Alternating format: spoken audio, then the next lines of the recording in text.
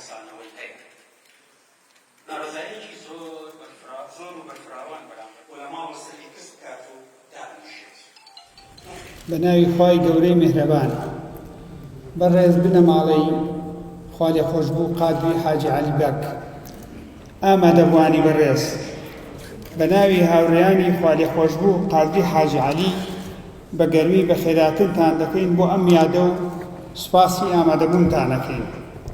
بەداخەوە ئەمڕۆ لە ساڵڕۆژی لەدایکبوونیدا کە ڕێکەوتی یەکی سێیە یادی مەرگی ناوادەی پێشمەرگە و تێکۆشەری نیشتمانپەروەر و سەرکردەی ڕیفۆرمخواز قادری حاجی عەلی دەکەینەوە کە لە ڕۆژی 10/11/2020دا بەهۆی نەخۆشی کۆرۆنا ماڵاوای لێکردین.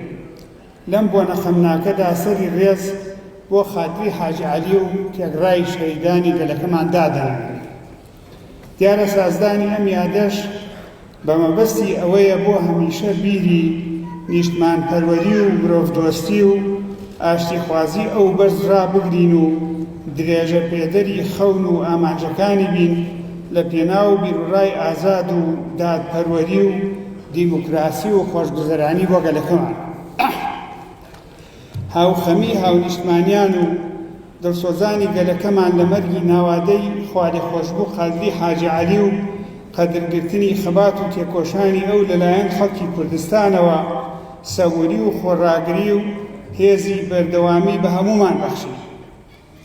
ئەو پەروەشیە دڵنیای کردینەوە کە ڕێگای خەباتی هەمەلایەنەی ئەو لە پێناو خۆشگوزەرانی هاوڵاتیاندا ڕێگاهرە ڕاستەکەیە.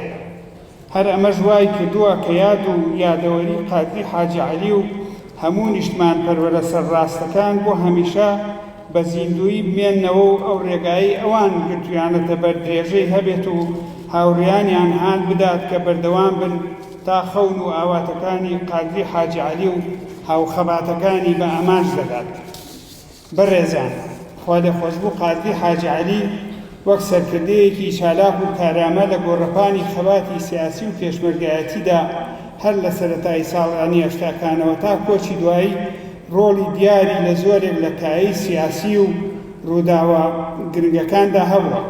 ئەو وەک سەرکردەیەکی هێمن و ژیر و دووربین هەموو خەبات و تێکۆشانی لە پێناوی ڕزگاری نیشتمان و دامەزراندنی حکومڕانی دامەزراوەیی و بەدیهێنانی ئاشتی کۆمەڵایەتی و پێکەوەژیان و دادپەروەری و یەکتر قبوڵکردن و ململانەی دیموکراسی بووە و دژی یەکتر سڕینەوە و فراوێزخستن و بێڕەزیکردن بووە و بەهۆی بە بنەماگرتنی ئەو تێڕوانینەوە لە هەر شوێن و پلە و بەرپرسیارەتیەکدا بووبێت کۆکەرەوە و پێکەوە گونجێنەری هەموو دژ و نەیارەکان بووە بە لە چاوگرتنی جیاوازیەکانەوە.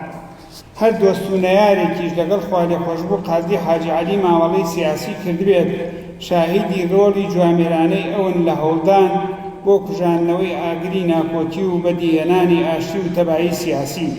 هەر لەم ڕوانگەشەوە لەو قۆناغانەی لێپرسراوەتی لەسەر شان بووە ڕۆڵی بەرچاوی هەبووە لە بەشێکی زۆر لە گفتوگۆ و ڕێکەوتنە سیاسیەکان لە نێوان هێز و لایەنە ناکۆکیەکانی کوردستاندا. هەموو ئەمانەش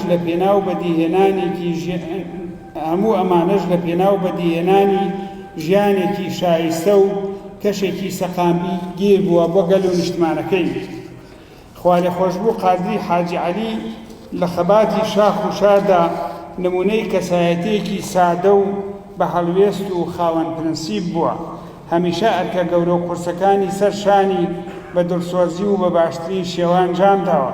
ئەو لە کۆتایی ساڵی 2000 وازی لە پۆستی ئەندامەتی کارگەڕی مەکتەبی سیاسی یەکێتی هێنا.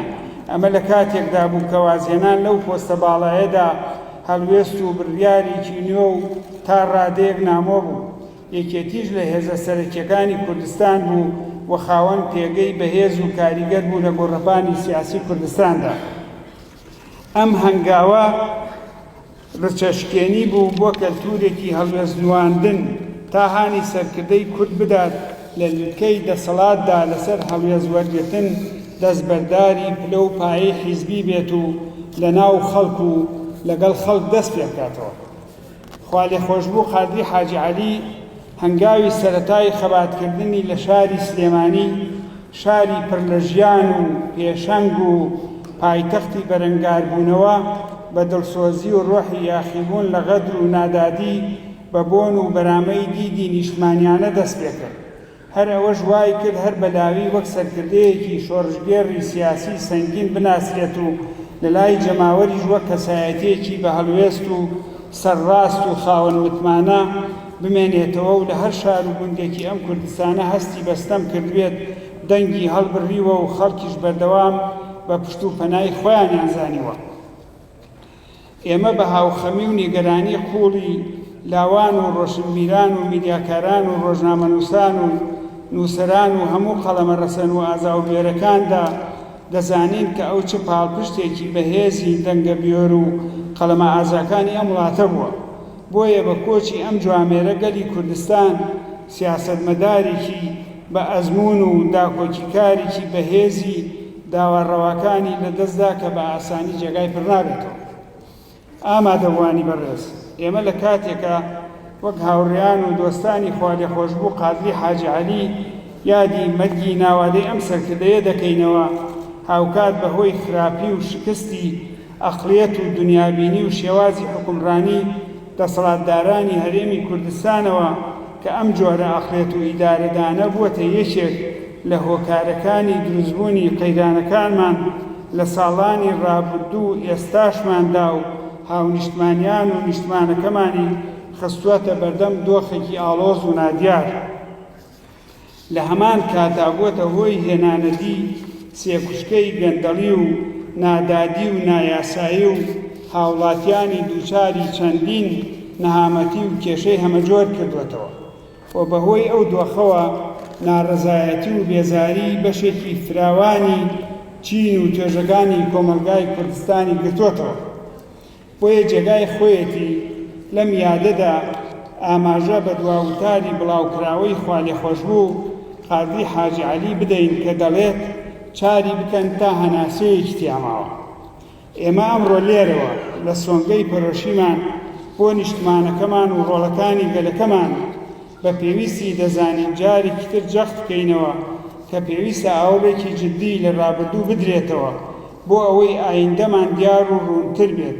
ئەوە پێویستە دەسەڵاتدارانی کوردستان دوور بکەونەوە لە عەقڵێتی غرور، بێباکی، گوێنەگرتن، سەپاندنی ئیرادە و گوشار دروستکردن بۆ بەرتەسکردنەوەی ئازادیەکان. ئێستا تا هەناسەیەکی تیاماوە، تا زۆر لەوە درەنگتر نەبووە. ئەم مەخلێت و ژۆرە حکومڕانیە پێویستی بە گۆڕانکاری ڕیشەیی و بنەڕەتی هەیە. بۆیە پێویستە دەسەڵاتداران بە ئیرادەوە بەڕۆڕووی ئەم دۆخە ببنەوە و لەسەر بنەما و بەها و پرنسیپە ئەخلاقی و نیشتمانیەکان بناغەی سیستەمێکی تەندروستی هاوچەرخدا بنرێت بۆ حکومڕانی. هەرچەندە بەداخەوە ئەم جۆرە بڕوا و چاوەڕوانیە لە دەسەڵاتدارانی ئەمڕۆی کوردستان وەک تێڕوانینێکی نامۆ و ئەستەم لێک دەدرێتەوە. بەڵام گرنگە لە پاڵ ئەوەشدا بوترێت چیتر بە ئەم جۆرە حکومڕانیە شکست خواردووە وڵات بەڕێوە نابرێت. ناکرێت خەڵک بە پینەوپەڕۆ ڕازی بکرێت و ئاشکراشە ئەم بارە خوارەی ئەمڕۆ بە تۆمەت بەخشینەوە و دروشمی بەتاڵ ڕاز ناکرێتەوە. لە حاڵەتی گوێپێنەدان و بەردەوامیدان بە ئەم شێواز و دۆخەی ئێستا نیشتمانەکەمان لە ڕۆی شکست و قەیرانی زیاتر دەبێت و بە شێوەیەکی فراوانتر و بەرجەستەتر دەبێتە مەیدانی بلبلانیە و تەراتێنی هێزە ناوچەی و جیهانیەکان و بەریەکەوتن و ئاڵوگۆڕی خواست و بەرژەوەندی استراتیژی و ئابووری و هەواڵگریەکانیان لەسەر حیسابی بەرژەوەندی گەل و نیشتمانەکەمان. دیارە لەوەها حاڵێکیشدا ڕۆژ بە ڕۆژ بازنەی بێزاری و ناڕەزایەتی خەڵک فراوانتر دەبێت. دەسەڵاتدارانیش ناتوانن درێژە بە بێباکی بدەن و تا سەر لەمپەر و بربەست لە بەرامبەر ئیرادە و داوەڕاوەکانی خەڵک و جوڵەی مێژووی کۆمەلگادا دروست بکەن، چونکە ئەوە حکمی مێژووە و مافی ڕەوای خەڵکیشە بۆ ژیانێکی شایستەتر و باشتر تێبکۆشن. ئامادەبوانی بەڕێز، لەم بۆنە پرشکۆیەدا جارێکی تر تەکید دەکەینەوە ئێمە وەک هەمیشە لەبەرەی گەل دەبین و بەردەوام دەبین لە داکۆچیکردن لە مافڕەواکانیان. لە کۆتاییدا سەرخۆشی لە بنەماڵەی بەڕێز و خانەدان و تێکۆشەری نیشتمانپەروەر قادری حاجی عەلی و خۆمان و خەڵکی کوردستان دەکەین. جارێکی تری ئەوەش بەڕێزیش بەخێر بێت.